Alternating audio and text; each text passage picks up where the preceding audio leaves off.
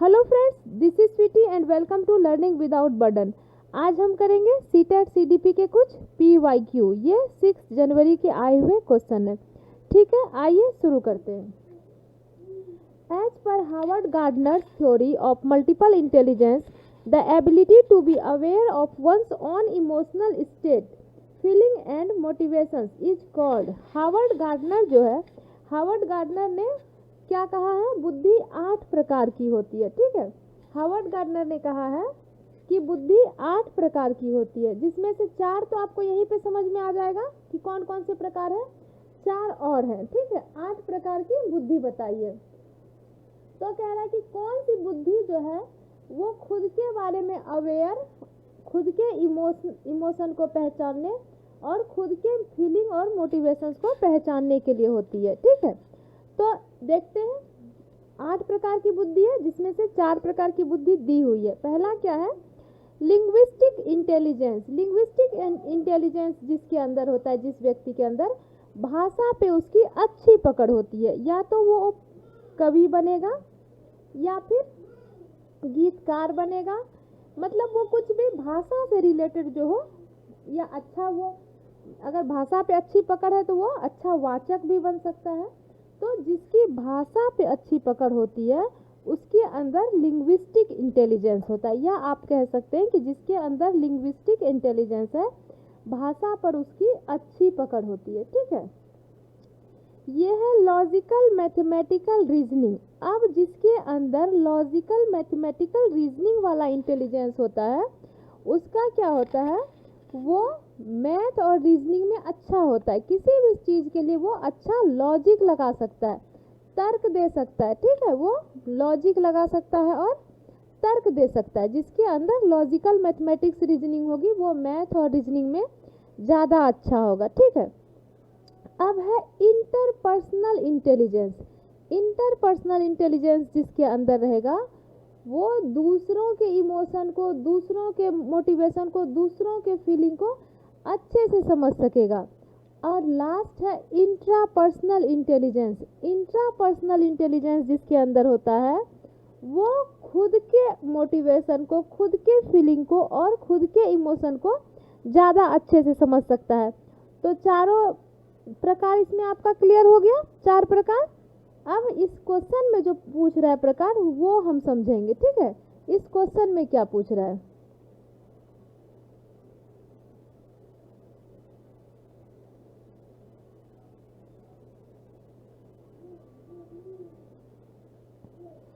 इस क्वेश्चन में पूछ रहा है कि ऐसा इंटेलिजेंस जिसके अंदर है जो खुद के एबिलिटी को और खुद के इमोशन को और खुद के मोटिवेशन को अच्छे से समझ सकता है, तो वो होता है इंट्रापर्सनल।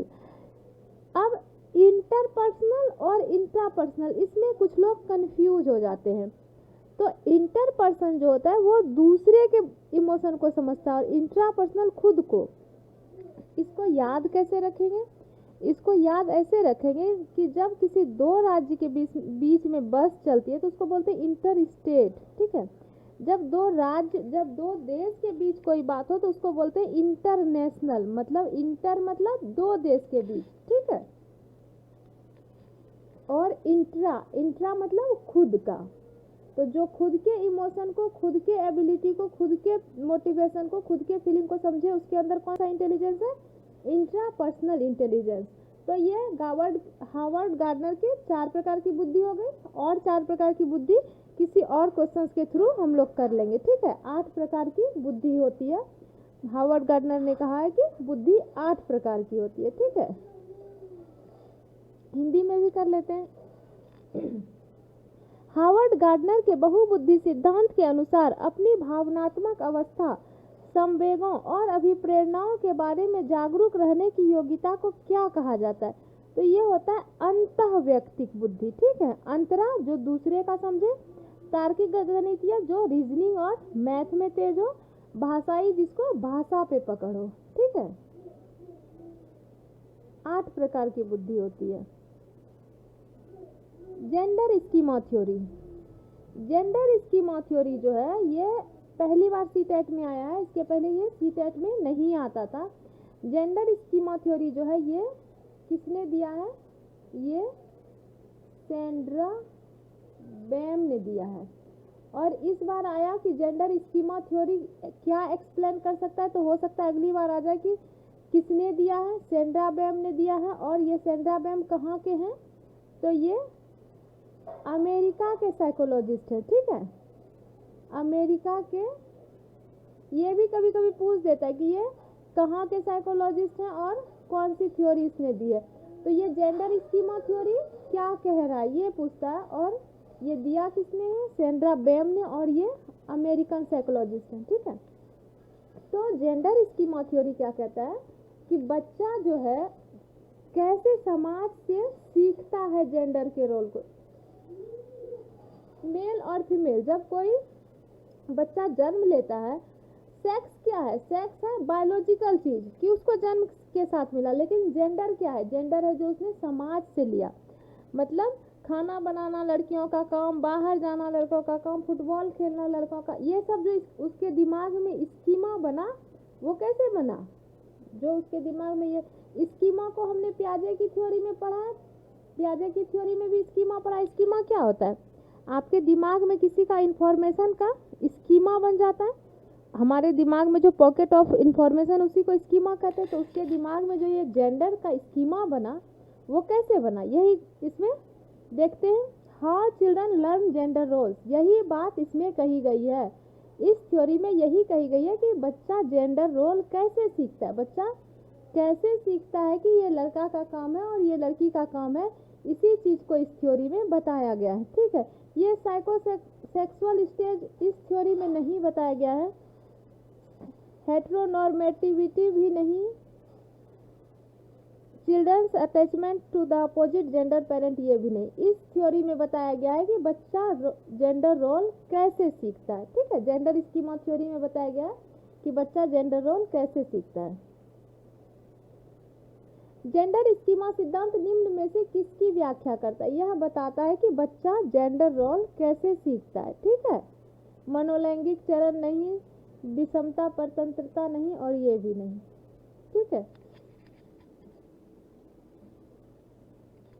नेक्स्ट क्वेश्चन देखते 13। To support a first generation school goer student a teacher should. अब एक ऐसा बच्चा स्कूल जा रहा है जिसके जो फर्स्ट जनरेशन है, जिसके पहले कोई नहीं गया, उसके मम्मी पापा स्कूल नहीं गए, उसके दादा दादी भी नहीं गए। जिसके मम्मी पापा भी स्कूल गए रहते हैं वो सेकेंड जनरेशन स्कूल जाने वाला होता है, जिसके दादा दादी भी गए होते हैं वो थर्ड जनरेशन। लेकिन एक ऐसा बच्चा है जो फर्स्ट जनरेशन स्कूल जाने वाला है, ना ही उसके मम्मी पापा गए हैं। खैर जब मम्मी पापा ही नहीं गए तो दादा दादी तो गए ही नहीं है। तो फर्स्ट जनरेशन स्कूल जाने वाला बच्चा जो है वो, उसके लिए टीचर को क्या करना चाहिए? अगर आपके क्लास में कोई ऐसा बच्चा आ गया जो फर्स्ट जनरेशन स्कूल जाने वाला है तो उसके साथ क्या करना चाहिए? Ask the student to take private tuition लेने के लिए कभी नहीं कहना चाहिए। अगर आप प्राइवेट ट्यूशन लेने के लिए कहेंगे तो आपका 1 नंबर सीटेट में कट जाएगा, ठीक है। Frequently send him back to home during school. अब उसको आप स्कूल आवर में होम भेज दीजिएगा तो बेचारा क्या करेगा? उसके होम में तो खुद ही कोई पढ़ा लिखा नहीं है। उसको जब घर में कोई पढ़ा लिखा नहीं है तो टीचर को ही तो उसमें एक्स्ट्रा काम उसको कराना पड़ेगा, उसको एक्स्ट्रा टाइम देना। घर भेज दीजिएगा तो घर में उसको कौन पढ़ाएगा? Send him to a special school, किसी को नहीं भेजना है। इंक्लूसिव एजुकेशन है, सबको इंक्लूड करके चलना है, ठीक है।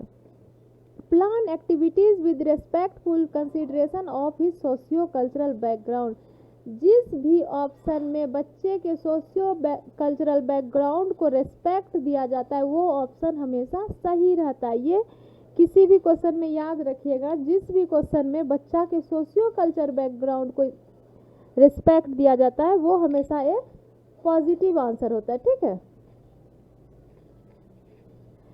अपनी पीढ़ी में पहली बार विद्यालय जाकर पढ़ने वाले विद्यार्थी का समर्थन करने के लिए एक अध्यापिका को क्या करना चाहिए? विद्यार्थी को अध्यापिका से वैतनिक निजी शिक्षण ट्यूशन लेने के लिए नहीं कहना चाहिए। उसे बारंबार विद्यालयी अवधि के दौरान अपने आप पढ़ने, अब वो तो बेचारा खुद नहीं जानता, और जब स्कूल का टाइम चल रहा है उसी समय आप बार बार उसको घर भेज देंगे तो और उसके साथ बुरा ही होगा। विशिष्ट विद्यालय में नहीं भेजना है, इंक्लूसिव एजुकेशन है, सबको इंक्लूड करके चलना है, ठीक है। सामाजिक सांस्कृतिक परिवेश को सम्मान देते हुए एक्टिविटी, आपको ऐसा एक्टिविटी बनाना है जिससे उसके सामाजिक सांस्कृतिक परिवेश को सम्मान मिले, ठीक है, ताकि वो भी फील करे कि मैं भी सीख सकता हूँ।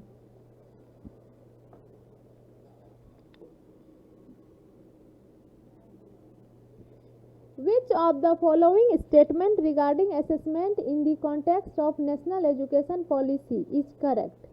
नेशनल एजुकेशन पॉलिसी के रिगार्डिंग क्या करेक्ट है? NEP 2020 encourages the use of summative assessment. Summative assessment को कोई बढ़ावा नहीं देता है, बढ़ावा फॉर्मेटिव असेसमेंट को दिया जाता है, ठीक है। 2020 proposes testing of students objectively through, objectively नहीं, स्टैंडर्ड टेस्ट भी नहीं, करिकुलम फ्लेक्सिबल बनाइए, बच्चे को का असेसमेंट हर तरह से करिए, सिर्फ ऑब्जेक्टिवली नहीं, ठीक है।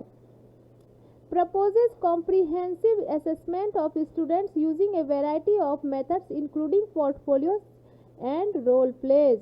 यही सबसे सही आंसर है कि आप बच्चे का कॉम्प्रिहेंसिव असेसमेंट, अब 2020 के पहले भी जो ये हमारा CCE आया था, CCE वो क्या कहता था?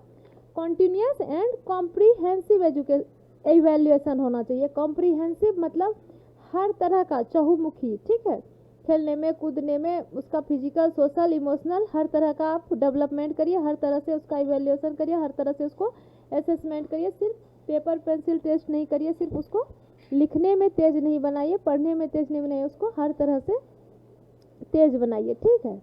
तो यही इसका सही आंसर है, ये हर एजुकेशन पॉलिसी कहता है, कोई एजुकेशन पॉलिसी इस तरह नहीं कहेगा।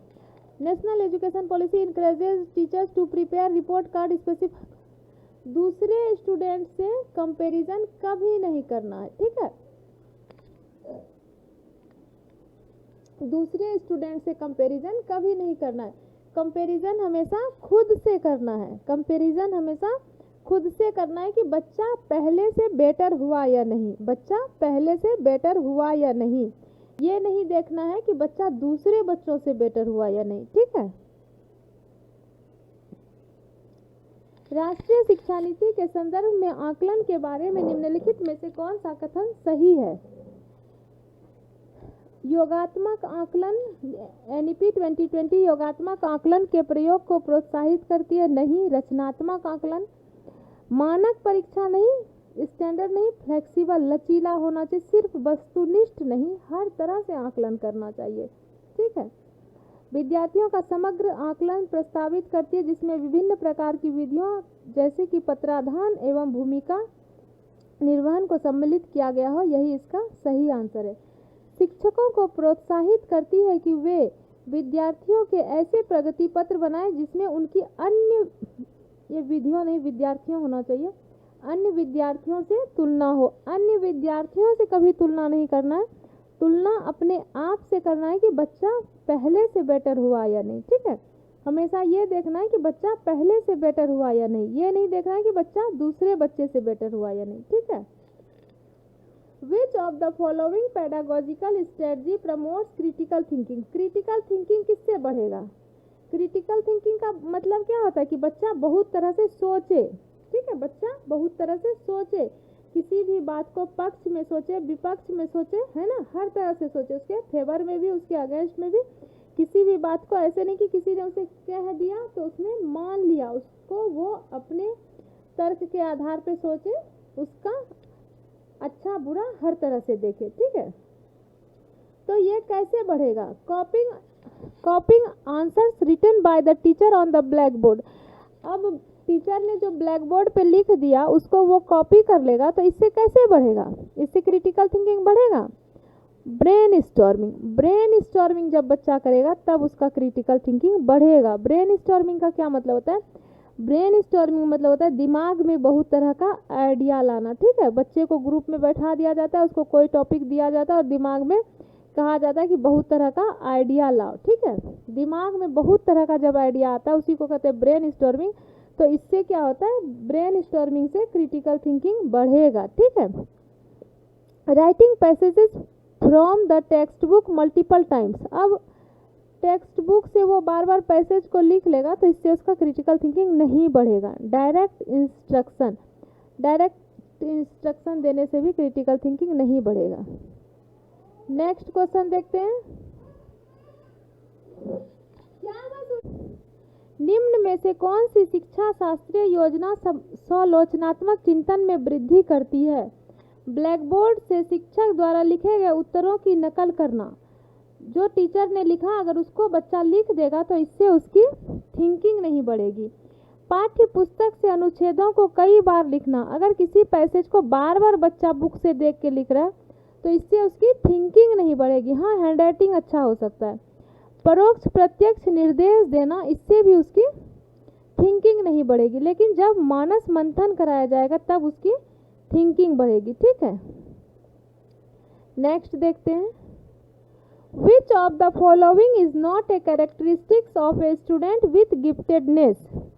कौन सा कैरेक्टरिस्टिक्स नहीं है? गिफ्टेडनेस, बच्चा जो बच्चा गिफ्टेड है उसका कौन सा कैरेक्टरिस्टिक नहीं है? अर्ज ऑफ प्रिसीजन, ये तो अच्छा है, वो कोई भी चीज़ को ज़्यादा अच्छे से करना चाहेगा। स्लो एब्जॉर्बेशन, अच्छा नहीं पूछ रहा है ना, तो पहला वाला जब नहीं है तो ये कट जाएगा। स्लो वो कभी नहीं होगा। ठीक है, वो स्लो कभी नहीं होगा, इसलिए नॉट है, तो यही इसका सही आंसर है। जो गिफ्टेड बच्चा है वो किसी चीज़ को स्लो नहीं सीखेगा बल्कि फास्ट सीखेगा। ठीक है, रैपिड कॉम्प्रिहेंशन ऑफ कॉन्टेक्स्ट, वो किसी भी कॉन्टेक्स्ट को जल्दी से समझेगा, ये तो उसकी विशेषता है। Strong senses of curiosity, curiosity जो है उसके अंदर क्यूरियोसिटी काफ़ी होगा, ये भी उसकी विशेषता है। कौन सा कैरेक्टरिस्टिक्स नहीं है? तो स्लो वो नहीं होगा। ठीक है, यही इसका आंसर है। निम्न में से कौन सा लक्षण प्रतिभाशाली विद्यार्थी में नहीं होता है? परिशुद्धि की इच्छा, ये होता है। विषय वस्तु की तीव्र समझ, ये भी होता है। तीक्ष्ण उत्सुकता, ये भी होता है। जानकारी का धीमा अवशोषण, धीमा वो नहीं होगा, वो हमेशा फास्ट होगा। ठीक है,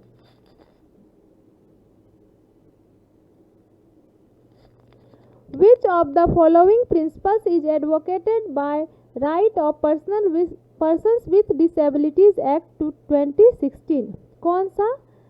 ये right of persons with disabilities act 2060 जो है ये क्या कह रहा है, किसकी वकालत करता है? ठीक है, सेग्रीगेशन, अलगाव, कोई भी नहीं नियम, कोई भी एक्ट ऐसा नहीं बनाया जाएगा जो कहेगा कि सेग्रीगेशन करो।